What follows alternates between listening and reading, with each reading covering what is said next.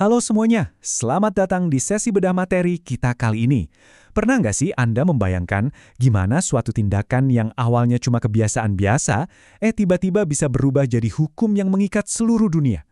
Nah, di Explainer Hukum Internasional ini, kita bakal membedah tuntas anatomi dari kebiasaan internasional atau Customary International Law. Saya Nina Niken Lestari, mewakili tim penyusun bersama rekan saya, Bapak Muhammad Fajrin, dari Universitas Muhammadiyah Pontianak, bakal nemenin Anda menyelami topik yang super menarik ini. Yuk, langsung kita mulai. Oke, ini peta jalan kita hari ini. Kita akan mulai dari pengantar hukum kebiasaan, lalu masuk ke dua unsur krusialnya, praktik negara dan opinio juris. Setelah itu, kita akan intip perspektif para ahli hukum dan pastinya ditutup dengan daftar pustaka. Kita masuk ke bagian pertama nih, pengantar hukum kebiasaan. Mari kita lihat di mana sebenarnya posisi kebiasaan ini dalam arsitektur hukum global kita. Coba perhatikan, kalau kita merujuk pada pasal 38 ayat 1 Statuta Mahkamah Internasional, kebiasaan internasional ini secara resmi diakui loh sebagai salah satu sumber utama tata kelola global. Aturannya jelas menyebutkan kalau kebiasaan itu adalah bukti dari praktek umum yang diterima sebagai hukum. Poin pentingnya di sini, hukum itu nggak melulu harus tertulis di atas kertas. Terkadang ia justru lahir murni dari interaksi nyata antar negara di lapangan. Menarik kan? Tapi tunggu dulu, kita harus bisa membedakan mana yang sekedar kebiasaan sosial atau adat istiadat dan mana yang benar-benar merupakan hukum kebiasaan. Ini penting banget. Adat istiadat itu ya cuma kebiasaan biasa, nggak punya kekuatan hukum sama sekali. Nah, sebuah hukum kebiasaan itu baru resmi dimulai ketika adat istiadat tadi berakhir dan berevolusi punya otoritas hukum yang mengikat. Gimana proses perubahannya? Nah, itu yang bakal kita bedah sekarang. Sekarang kita masuk ke bagian kedua, yaitu praktek negara, alias unsur materialnya.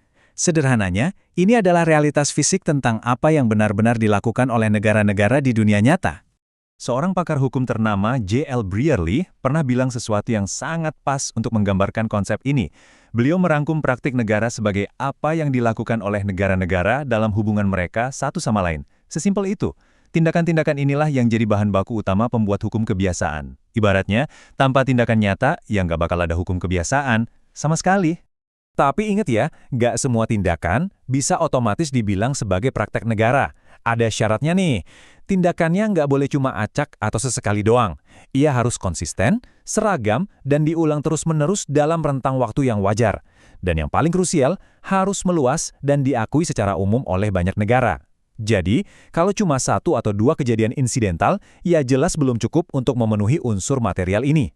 Lanjut ke bagian ketiga. Ini dia pilar kedua yang gak kalah mempesona, opinio juris atau unsur psikologis. Kalau unsur material tadi adalah soal apa yang dilakukan negara, nah unsur psikologis ini menjawab mengapa mereka melakukan hal tersebut. Opinio juris sive necessitatis. Istilah Latin ini bisa dibilang semacam lem tak kasat mata loh. Ini adalah keyakinan psikologis dari suatu negara bahwa mereka menjalankan suatu praktik karena memang ada kewajiban hukum yang mengharuskannya, bukan sekedar karena ingin sopan santun atau ikut-ikutan kebiasaan sosial. Tanpa keyakinan mendalam ini, sebuah tindakan selamanya cuma akan jadi rutinitas biasa. Biar lebih gampang bayanginya, mari kita lihat contoh di dunia nyata.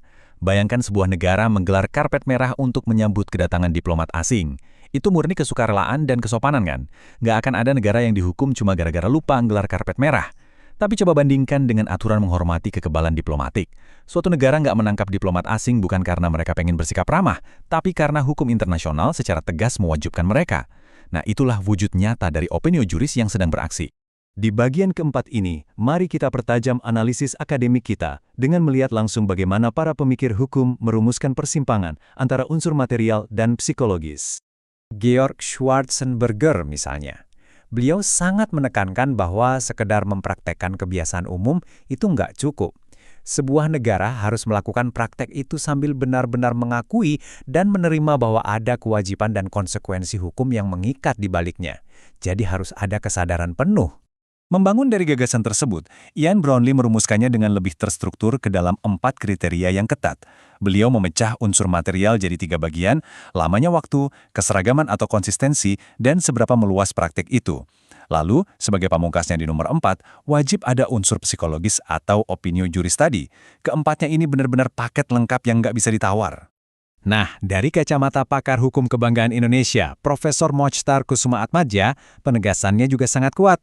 Beliau menyoroti bahwa elemen psikologis inilah yang secara spesifik menunjukkan kalau suatu kebiasaan itu sedang menjalankan perintah dari sebuah kaidah hukum.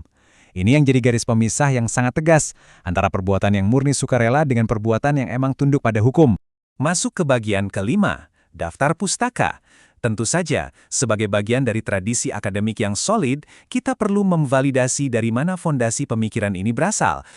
Anda tahu nggak, bukti-bukti tentang praktik negara itu seringkali terekam jelas dalam buku ajar atau dokumen literatur loh. Misalnya nih, buku-buku tentang hukum laut, yang seringkali mendokumentasikan dengan cermat evolusi kebiasaan internasional. Dan pada akhirnya, praktik-praktik yang dicatat inilah yang nantinya bisa dikodifikasi menjadi traktat resmi. Dan ini dia daftar pustaka utama yang menjadi kerangka pemikiran kita di sesi ini, karya-karya fundamental dari Brierley, Brownlee, Schwarzenberger, dan tentunya Profesor Mochtar Kusumaatmadja. Buku-buku ini ibarat bacaan wajib yang sangat berharga buat Anda yang ingin menyelami arsitektur hukum internasional lebih dalam lagi. Sebagai penutup dari explainer ini, saya ingin meninggalkan satu pemikiran krusial buat Anda renungkan. Di era modern ini, di mana hampir semuanya serba diatur oleh perjanjian atau traktat tertulis, apakah hukum kebiasaan internasional ini perlahan-lahan bakal memudar dan hilang? Atau jangan-jangan justru hukum kebiasaan inilah satu-satunya instrumen dinamis yang bisa kita andalkan untuk mengatur wilayah-wilayah baru yang belum tersentuh hukum tertulis, seperti tata kelola dunia siber atau eksploitasi sumber daya genetik. Coba deh Anda pikirkan. Terima kasih sudah menemani saya berdiskusi hari ini dan selamat melanjutkan eksplorasi intelektual Anda.